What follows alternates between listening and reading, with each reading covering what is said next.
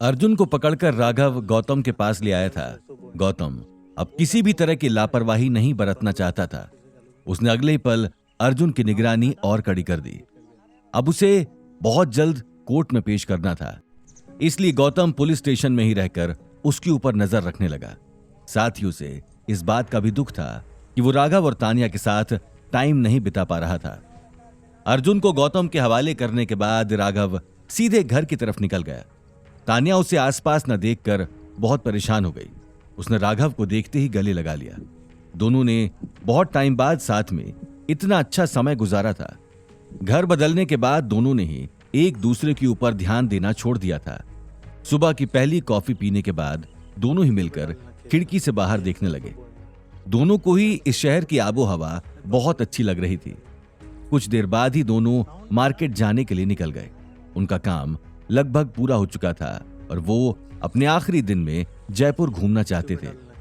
जयपुर की अच्छी अच्छी जगह घूमने के बाद ही दोनों गौतम से मिलने पुलिस स्टेशन चले गए। गौतम पुलिस स्टेशन में ही अपने कामों में उलझा हुआ था। वो पूरी तरह से अर्जुन पर निगरानी रखे हुए था। इस बार वो किसी तरह की गलती नहीं करना चाहता था। कुछ देर बाद ही राघव ने कार पुलिस स्टेशन के बाहर लगा दी। दोनों अगले ही पल अंदर चले गए। अच्छा सुनो, अर्जुन के ऊपर निगरानी और बढ़ा दो। रात होने वाली है और मैं नहीं चाहता हूं कि इस बार किसी भी तरह की गलती हो। गौतम अपने कैबिन में सभी हवलदारों को समझा रहा था। उसी वक्त राघव कैबिन के बाहर रुक गया और मीटिंग खत्म होने का इंतजार करने लगा। ओके सर, आप चिंता मत कीजिए, इस बार वो यहां से कहीं नहीं जा सकता। सभी हवलदारों और पुलिस वालों ने जवाब दिया और अगले ही पल सैल्यूट करके वहां से निकल गए। उन सभी के बाहर जाते ही राघव ने एक नजर तानिया को देखा और गौतम के कैबिन का दरवाजा हल्का खोलकर उसने कहा, मे आई कम इन सर? राघव की आवाज सुनते ही गौतम एक झटके में समझ गया। उसकी आंखों में खुशी की लहर दौड़ गई। वो राघव से मिलना ही चाहता था और अब वो सामने आ गया। यस, गौतम ने गेट की तरफ देखते हुए कहा। उसकी आवाज सुनते ही राघव और तानिया मुस्कुराते हुए अंदर आ गए। उन्हें सामने देखते ही गौतम खुशी से खिल उठा। उसने अगले ही पल राघव को कसकर गले से लगा लिया। भाई, मैं सोच ही रहा था कि तुझे कॉल कर लूं। कल तुम दोनों की फ्लाइट है, मुझे बस ध्यान आया। पूरा दिन काम में ही उलझा हुआ था, ये बात दिमाग से निकल ही गई थी। गौतम ने राघव की आंखों में देखकर कहा। उसकी बात सुनते ही तानिया ने आगे आकर हल्की मुस्कान के साथ जवाब दिया, कोई बात नहीं, इसलिए देखो ना, हम दोनों आ गए तुमसे मिलने। हाँ बैठो ना। गौतम ने कुर्सी की तरफ इशारा किया। मैं कॉफी मंगवा देता हूं। ये कहते हुए उसने तुरंत अपना फोन निकाल लिया। अरे गौतम, प्लीज इस सब की जरूरत नहीं है, हम दोनों डिनर करके ही आए हैं, हमें बस तुझसे मिलना था। राघव ने समझाते हुए अपनी बात कही। उसकी बात सुनते ही गौतम ने मुस्कुराते हुए अपना फोन रख दिया। अच्छा ये बताओ, आज कहां कहां घूमकर आ गए? ये कहते हुए गौतम अपनी चेयर पर जाकर बैठ गया। हम दोनों ने आज ओल्ड सिटी देखी, बहुत ही कमाल की जगह है। मुझे तो इस शहर से प्यार हो गया है। अगली बार हम दोनों अच्छी खासी टीम लेकर ही आएंगे। राघव ने तुरंत जवाब दिया। हाँ, अभी तो बहुत सारी जगह देखना बाकी है, और वैसे भी अगली बार तुम भी हमारे साथ रहोगे तो ज्यादा मजा आएगा। तानिया ने राघव की बात को आगे बढ़ाते हुए कहा। यस डेफिनेटली, गौतम ने तुरंत जवाब दिया। उसी वक्त हवलदार ने आकर कैबिन का दरवाजा खटखटा दिया। यस, गौतम ने दरवाजे की तरफ देखकर कहा। उसकी आवाज सुनते ही हवलदार अंदर आ गया। सर, अर्जुन पंडित के केस से रिलेटेड जिन लोगों को आपने बुलाया था वो आ गए हैं, लेकिन ये लोग कोर्ट में गवाही देने से मना कर रहे हैं। हवलदार ने नर्म आवाज में कहा। क्यों? वो लोग तो गवाही देने के लिए तैयार थे, अब उन्हें अचानक क्या हो गया? कल अर्जुन को कोर्ट में पेश करना है और अब वो। ये कहते हुए गौतम को गुस्सा आने लगा। राघव और तानिया उनकी बात सुन रहे थे। दोनों ही समझ गए कि गौतम अर्जुन पंडित के केस को लेकर बहुत परेशान था। हाँ सर, मुझे भी कुछ समझ नहीं आ रहा है, लगता है इन पर ऊपर से दबाव है। ये लोग किसी भी बात को सुनने को तैयार नहीं है। हमने हर तरह से समझा बुझा कर देख लिया। हवलदार ने गौतम की बात सुनते ही जवाब दिया। उसकी बात सुनकर गौतम ने एक गहरी सांस ली और कुछ सोचते हुए कहा, ठीक है, तुम चलो, मैं अभी आता हूं। उसकी बात सुनकर हवलदार अगले ही पल कैबिन से निकल गया। क्या हुआ, सब कुछ ठीक तो है ना? राघव ने हवलदार के जाते ही आगे आकर पूछा, हाँ सब कुछ ठीक है, बस कल उस अर्जुन पंडित को कोर्ट में पेश करना है तो इसी बात का प्रेशर है, लेकिन ये सब तो चलता रहता है। गौतम ने बात टालते हुए कहा। वो ये बात बताकर उन दोनों को परेशान नहीं करना चाहता था। उसी वक्त गौतम का मोबाइल बजने लगा। फोन पर सीनियर का नाम देखते ही उसने कॉल उठा लिया। यस सर, गौतम ने कॉल उठाकर कहा।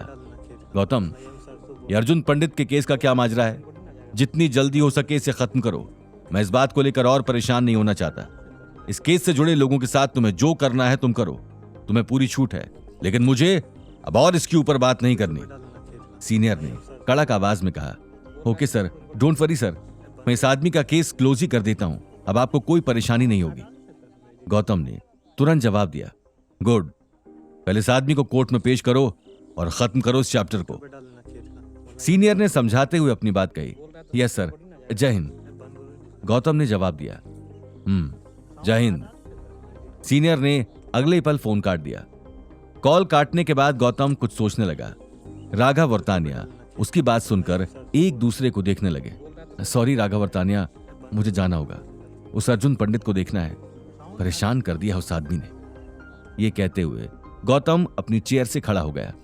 हाँ भाई, मैं समझता हूं तुझे अभी काम है और हमारी ड्यूटी में पहले फर्ज है, बाद में फैमिली है।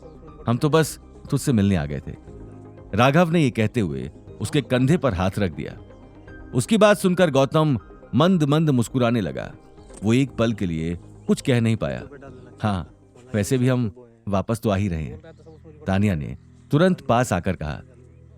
कुछ देर बाद ही वो दोनों कार लेकर वहां से निकल गए।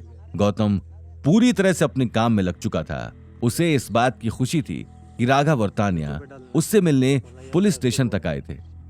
कुछ ही देर में राघव ने कार घर के पास लाकर खड़ी कर दी। दिन भर की थकान के बाद दोनों को ही गहरी नींद आ गई। सुबह उठते ही दोनों पैकिंग में लग गए। दोनों वापस मुंबई जाने के लिए पूरी तरह से तैयार थे। उसी वक्त तान्या के फोन पर सीरा का कॉल आया। यस मॉम, तान्या ने फोन उठाकर मुस्कुराते हुए कहा। हाँ बेटा, कितने बजे है तुम्हारी फ्लाइट? सीरा ने तुरंत पूछा। मॉम 10 बजे की है, हम दोनों बस निकल ही रहे हैं, तान्या ने टाइम देखते हुए कहा। हाँ, ध्यान से आना। और राघव कहाँ है? सीरा ने कहा। हाँ मॉम, राघव वॉशरूम में है और हम दोनों पहली बार घर से बाहर थोड़ी ही निकले हैं। आप हमारी इतनी चिंता कर रही हैं। हम दोनों ठीक हैं और आज ही मुंबई पहुंच जाएंगे।